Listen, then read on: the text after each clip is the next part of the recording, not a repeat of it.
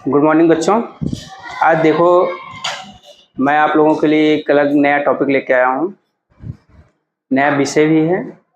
तो सबसे पहले मैं कोड के बारे में बताऊँगा। आप लोग जीवन में इसका बहुत उपयोग देखते होंगे। कोई मकान बनता है, कोई ज़मीन होती है, उसकी लंबाई चौड़ाई देखते हैं। मकान में कोई डिज़ाइन बनती है तो कितने एंगल पे उसको झुकाया गया है, कितने कोण पे उसको कैसे निर्मित किया गया है। जैसे कोई झूला होता है, देखते होंगे कितने एंगल से वह झुका हुआ है। तो सबको हमारे जो व्यवहारिक चीज़ें हैं, जीवन में उपयोगी हैं, वहाँ पर कोण का बहुत ही महत्वपूर्ण है स्थान है। तो देखिए, कोण किसे कहते हैं। सबसे पहले दिमाग में ये बात आती है कि कोण किसे कहते हैं। तो कोण एंगल मैं यहाँ नोट कर रहा हूँ, आप लोग लिख लीजिएगा। एंगल यानी कोण किसे कहते हैं, तो लिखो, हेडिंग डालो कोण।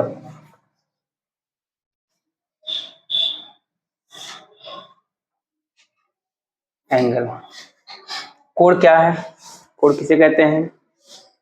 दिमाग में ये बात आती है। जैसे जब मैंने नाम ले लिया कोण का, तो अब तो घूमेगा ही ना पूरा। देख रहे होंगे आप, सामने एक घड़ी है। इस घड़ी में जितने घंटे, मिनट के सुई, सेकंड की सुई चलते हैं, सब किसी न किसी एंगल पर पहुंचते रहते हैं। ये जो घड़ी होती है, सर्कल, जैसे आप ये गोले में मान लीजिए घड़ी बनती है, तो इसमें जो पूरा बनता है जितने एंगल का कोण, मतलब पूरा इसका यहाँ से स्टार्ट करते हैं, अगर पूरा हम गोला कंप्लीट करते हैं तो 360 डिग्री का कोण बनता है। कितने? 360, 360 अंश का कोण बनता है। और फिर एक सीधी रेखा पर देखते हो, इस पे देखते हैं कितने अंश का कोण बनता है, 180 अंश का कोण बनता है। ये हो गया। इसको आप लोग व्यवहारिक रूप में देखते भी होंगे और समझते भी होंगे, ठीक है। इसको नोट कर लो कि 360 अंश का कोण होता है और 180 अंश का कोण होता है। इसको रिज कोण भी कहते हैं। इसको कौन सा कोण कहते हैं? रिज कोण भी कहते हैं। जो 180 अंश कोण होता है, इसको कौन सा कोण कहते हैं? रिज कोण कहते हैं। और जो 360 अंश का बनता है, 360 डिग्री का, इस संपूर्ण कोण कहलाता है। संपूर्ण कोण कहलाता है। इसको नोट करते चलो। 360 अंश का जो कोण बनता है, संपूर्ण कोण कहलाता है। ये सब चीजें हैं, ये सब कोण के प्रकार में आएंगे। तो सबसे पहले हमको देखना है कोण किसे कहते हैं। इसको इतना बना लो, फिर आगे हम बढ़ते हैं। हो गया? चले आगे। चलो, सबसे पहले लिखो कोण। इसके पहले हमने बताया था किरण, रेखा, बिंदु। किरण किसे कहते हैं, बिंदु किसे कहते हैं, रेखा किसे कहते हैं। रेखा क्या होती है? दोनों दिशाओं में अनंत तक चलती है, जबकि किरण किसी एक ही दिशा में अनंत तक चलती है, एक बिंदु से। तो ध्यान दीजिए,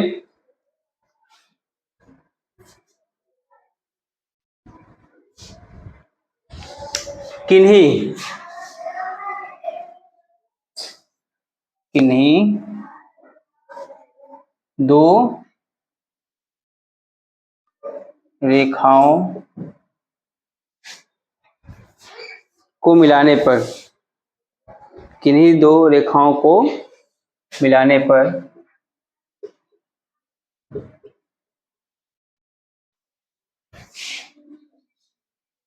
किन्हीं दो रेखाओं को मिलाने पर एक झुकाव बनता है।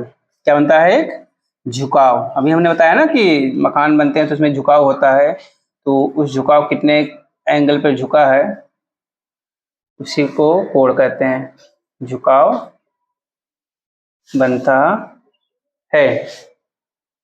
इस झुकाव को, जो झुकाव बनता है, वही क्या कहलाता है? कोण कहलाता है। इस झुकाव को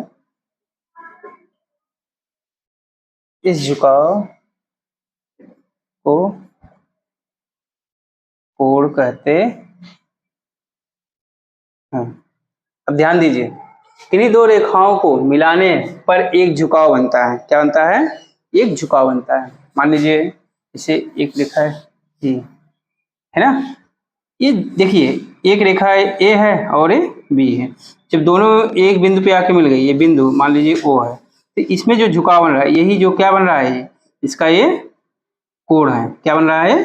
कोण है। या इसको ये भी कह सकते हो, जब दो किरणें किसी एक बिंदु पर आकर के मिलती हैं, जब दो किरणें किसी एक बिंदु पर आकर के मिलती हैं, उनके बीच जो झुकाव उत्पन्न होता है वो क्या कहलाता है? कोण कहलाता है। ठीक है, उनके बीच जो झुकाव उत्पन्न होता है वह कोण कहलाता है। ऐसे भी लिख सकते हो, किरणें हो गई, रेखा हो गए। अब आगे हम चलते हैं कोण के प्रकार। कोण कितने प्रकार के होते हैं, इसको बहुत जरूरी जानना है। इसको नोट कर लो, फिर आगे बढ़ते हैं।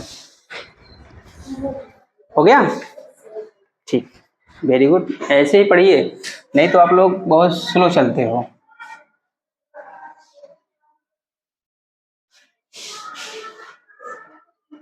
कोणों के प्रकार।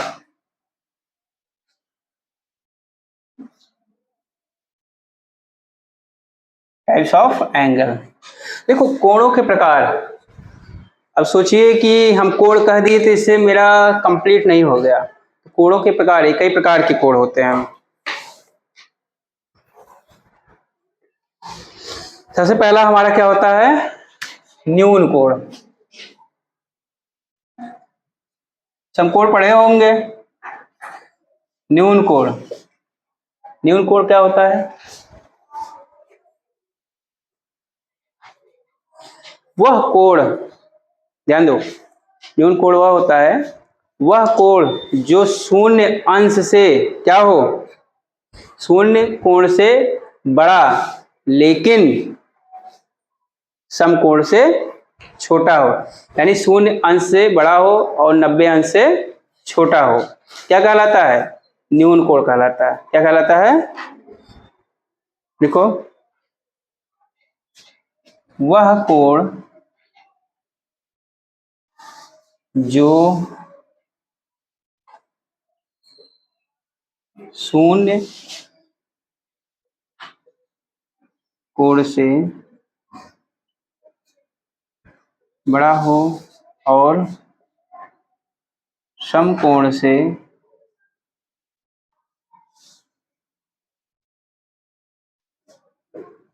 छोटा हो, न्यून कोण कहलाता।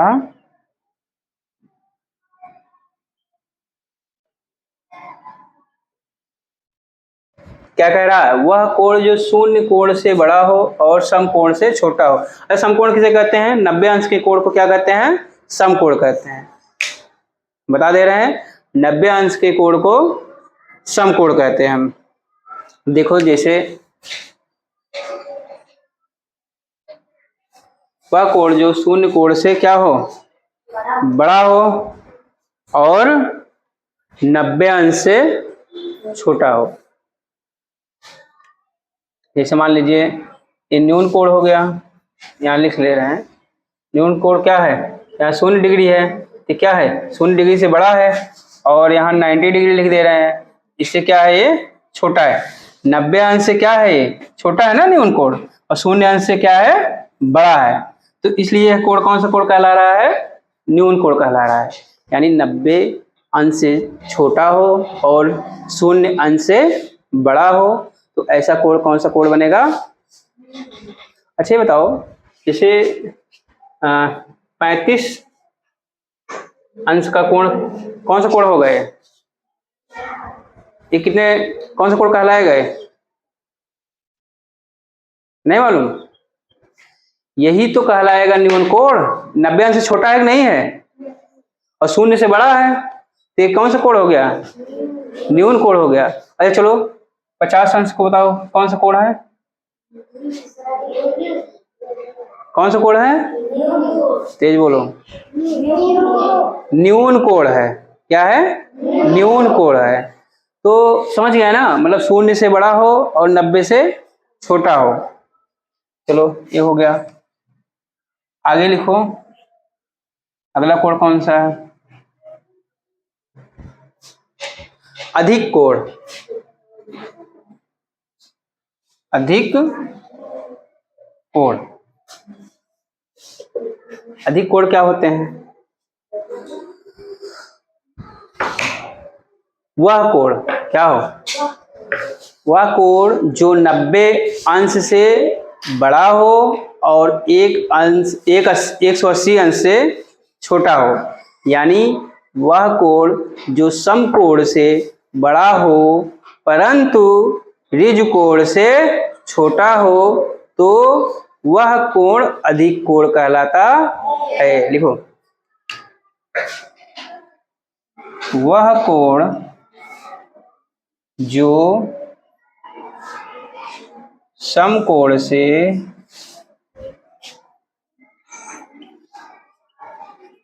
बड़ा हो परंतु ऋजु कोण से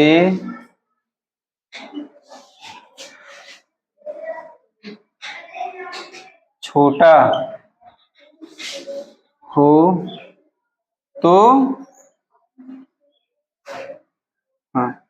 छोटा हो, वह कोण जो समकोण से बड़ा हो परंतु ऋजु कोण से छोटा हो अधिक कोण कहलाता है।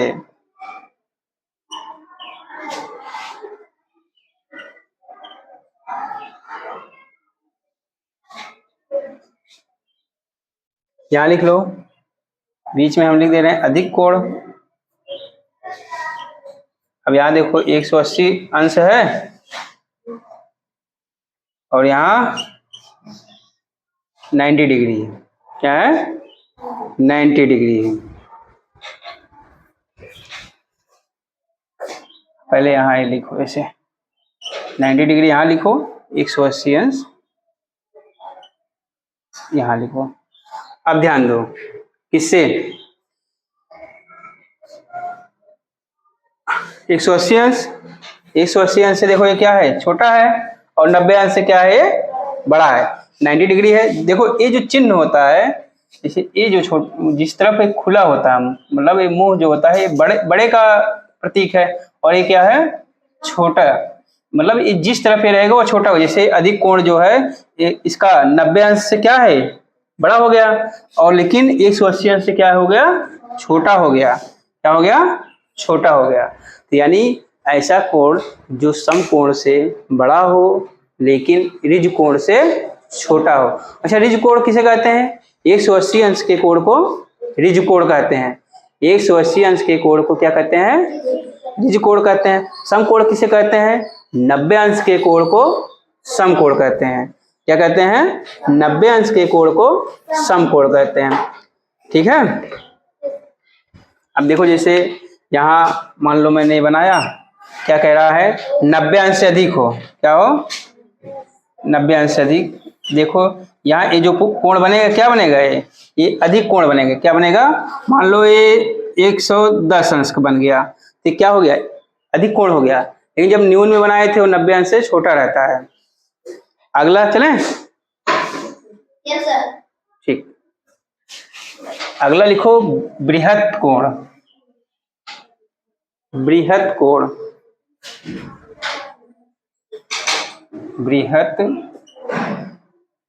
बृहत कोण।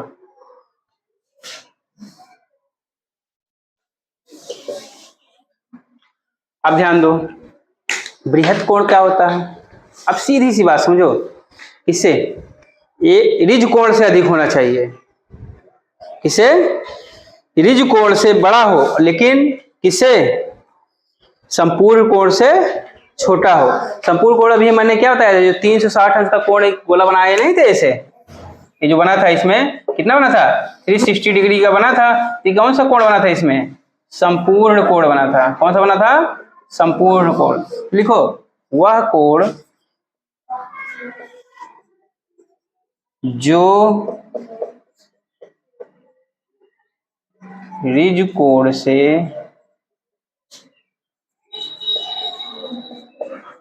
अधिक हो परंतु संपूर्ण कोण से छोटा हो बृहद कोण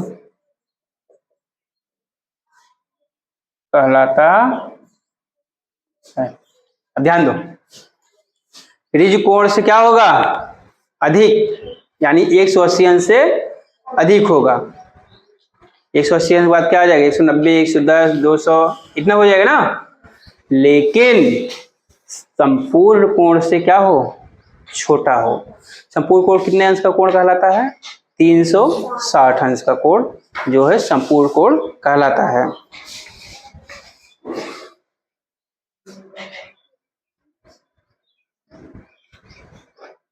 यहां देखो 360, यहां हम लिख दे रहे हैं बृहद कोण, फिर यहां लिख दे रहे हो 180। तो 180 अंश से बड़ा है, लेकिन 360 अंश से क्या है, छोटा है ना।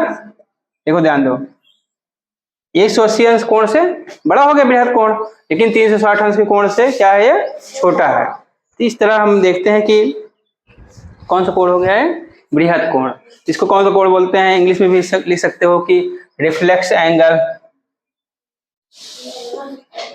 और इसके पहले जो हमने लिखा है आपको अधिक कोण, उसको बोलते हैं ऑब्ट्यूस एंगल, ऑब्ट्यूस एंगल। और जो न्यून कोण था एक्यूट एंगल। कैसे एंगल था, उसको एक्यूट एंगल बोलते हैं।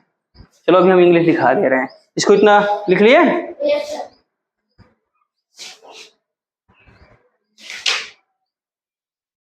मिटा दें।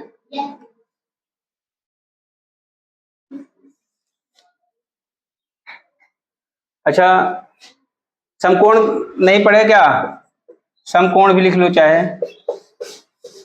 समकोण, इसको राइट एंगल बोलते हैं। क्या बोलते हैं इसको,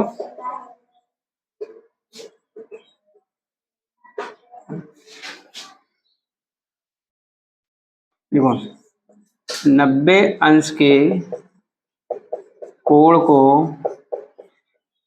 समकोण कहते हैं। देखो जैसे मान लीजिए एक सीधी लाइन है, इसके सीधे बीचों बीच एक एंगल बन रहा है, कितने डिग्री का बन रहा है, 90 अंश का। कितने डिग्री बन रहा है, 90 अंश का। ठीक, इधर लिख लो, ए लिख लो, बी लिख लो, सी लिख लो। तो एंगल सी जो है कितने अंश का कोण है, 90 अंश का। तो यानी 90 अंश का कोण क्या कहलाता है, समकोण कहलाता है। ठीक, कितना समझ गए। अब हम लोग कोण के बारे में पढ़ लिए, कोण क्या होते हैं। अब देखते हैं इसके कोण की जो बाहर भुजाएं बनती हैं, क्या बनती हैं, कोण के बाहर जो भुजाएं बनती हैं। जैसे ध्यान दो, अभी हम दिखा रहे हैं,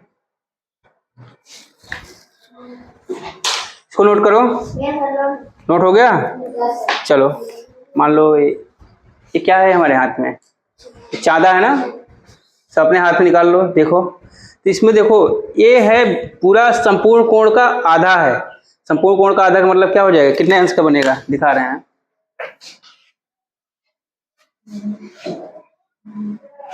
जैसे थोड़ी देर के लिए मैं एक यहाँ पर बना रहा हूं ना चांदा,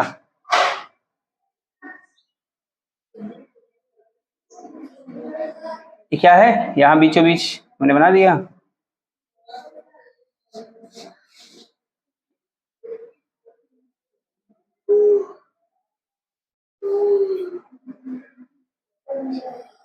चांदा है ना, देखो ऐसे चांदा है ना, ऐसे रख के बना दोगे। तो इसमें कितने अंश का, सीधे सीधे ये पूरा अगर देखा जाए, ए रेखा जो है, मान लो ए हो गया और ए बी, ये पूरी पूरी रेखा जो है ऐसे गई है, इस पे यहाँ कितने अंश कोण बनेगा, 180। 180 कोण बनेगा ना। तो 180 कोण कौन सा कोण कहलाता है, 180 अंश के कोण को कौन सा कोण कहते हैं, ऋज कोण कहते हैं। कौन सा कोण, ऋज कोण। तो चांदा देखो, चांदे पर कितने अंश कोण बनता है टोटल, 180 अंश का। अगर यही हम पूरा फिर ऐसे सेम ऐसे ही यहाँ से नीचे ले जा करके ऐसे फिर बना देते हैं, टोटल कितने अंश कोण बन जाता है इसमें, 360। 180 अंश नीचे, 180 अंश ऊपर, कितना बन जाएगा, 360। और पूरा जो 360 अंश कोण बन जाएगा वो कौन सा कोण बनेगा, संपूर्ण कोण। कौन सा बनेगा? संपूर्ण कोण। देखो चांदा जब लेते हो तो इसमें देखो इसके सहारे से हम कोण का माप करते हैं। जैसे हम यहाँ लिए बीच में रख दिए थोड़ी देर के लिए, ध्यान दो, निकल नहीं रहा। हाँ देखो इसे लिए अपने कॉपी पर आप रखोगे तो इसमें देखोगे जहाँ 90 डिग्री का बन रहा है, इसी के बगल में देखोगे आप कितने डिग्री बनेगा। यहाँ ले गए, मान लो ये कितने बन गया, 10 हो गया। फिर इसके बाद इसको ले गए 20 हो गया, फिर ऐसे ले गए 30 हो गया। ऐसे मतलब ये बनते बनते कहाँ तक आएगा, 90 बन जाएगा। टोटल कितना बन जाएगा, 90। ठीक इसी तरह ये तो दक्षिण की हमारे हाथ के दाहिने तरफ का था, इस तरफ बाएं तरफ भी इसी तरह कोण बनता है। कैसे बनेगा, बाएं तरफ भी 90 अंश का कोण टोटल बनेगा। बाएं तरफ क्या है, इस तरफ भी हमें 90 अंश कोण बन जाएंगे। तो आप चांदा की सहायता से क्या कर सकते हैं, कोण का माप कर सकते हैं, कोण को मापते हैं कि कितने अंश का कोण हम बनाए हैं। ठीक है, तो इस तरह आप कोण के बारे में आज जाने। अब हम अगली कक्षा में आपको बताएंगे कि हम कैसे पटरी और प्रकार की सहायता से कोण को बनाते हैं। इसके लिए आप लोगों को क्या करना है, अपने लिए सब पटरी और प्रकार खरीद लीजिएगा। ठीक है, जिसके पास नहीं है वह उसको खरीद ले।